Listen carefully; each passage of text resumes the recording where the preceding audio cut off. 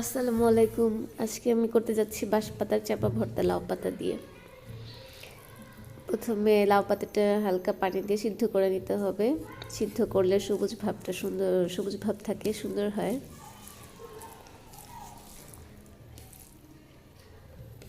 মোটামুটিভাবে সিদ্ধ করে নিব। সিদ্ধ করা হয়ে গিয়েছে।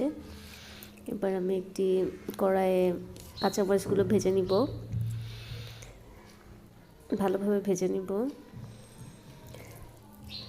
শুকনোভাবে ভেজে নিব, তেল দিব না।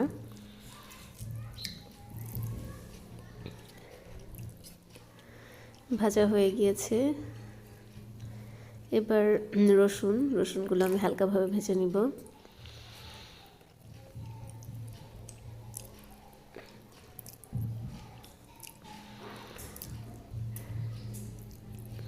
রসুনগুলোকে আমি নেড়েচেড়ে ভালোভাবে ভেজে নিচ্ছি। রসুন ভাজা হয়ে গিয়েছে। এবার আমি দিয়ে দিলাম বাঁশপাতার চাপা, তো ভালোভাবে ধুয়ে রেখেছিলাম।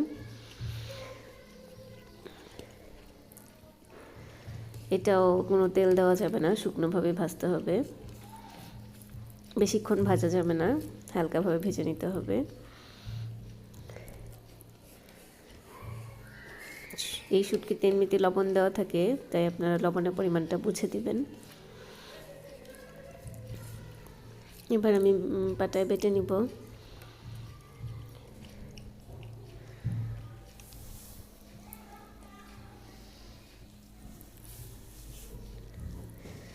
পাটাটা ভালোভাবে ধুয়ে পরিষ্কার করে নিয়েছি। এবার আমি আমার ভাজাগুলো দিয়ে দিলাম। এবার আমি বেটে নিচ্ছি, সবগুলো একসাথে বেটে নিব।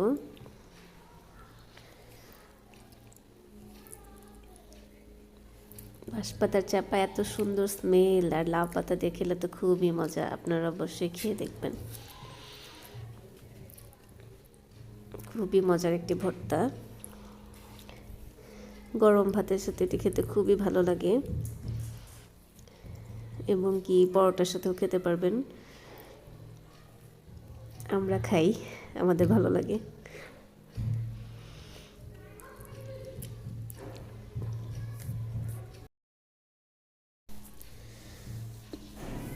ভালোভাবে বেটে নিব যাতে কাঁটাগুলো পিষে যায় ভালোভাবে।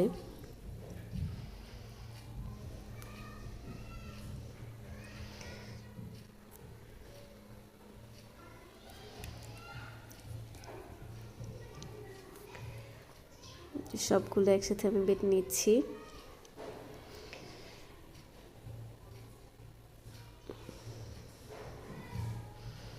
রসুনগুলো একটু থেতলিয়ে নিলাম, না হলে ছিটে পড়ে যাবে।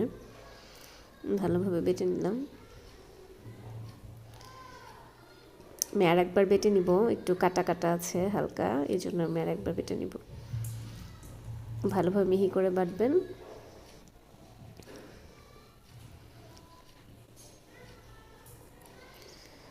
এই যে আমি আর একবার বেটে নিচ্ছি। এবার একটু লবণ দিয়ে দিব।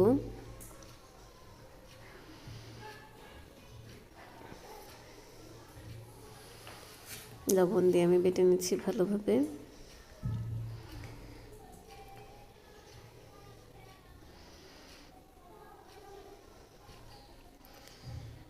বাটা প্রায় হয়ে এসেছে। এবার আমি ভালোভাবে উঠিয়ে নিব। দেখতেই পাচ্ছেন কি সুন্দর সবুজ সবুজ শুটকি ভর্তা।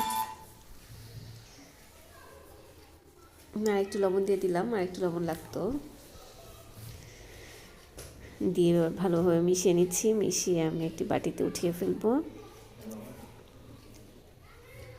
দেখতে মনে হচ্ছে না যে মেহেদি পাতা বাটা, কিন্তু না, এটা লাউ পাতা দিয়ে চাপা শুটকি ভর্তা। খুবই সুস্বাদু, মজাদার এবং পুষ্টিকর একটি খাবার।